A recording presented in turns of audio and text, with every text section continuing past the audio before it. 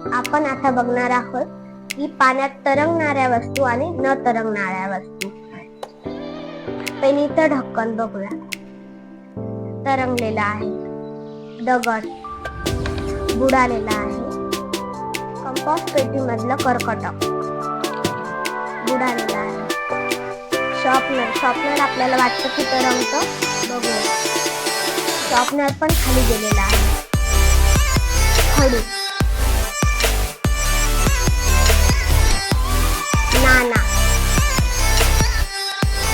Eraser,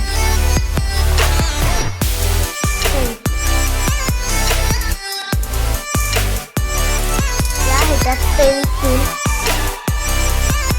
rubber band,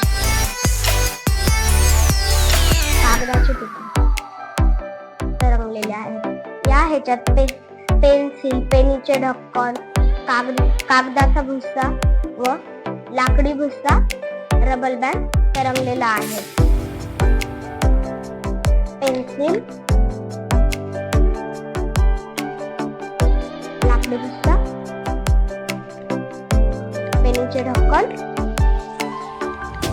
rubber band आणि या वस्तू आहेत पाण्यात बुडालेल्या.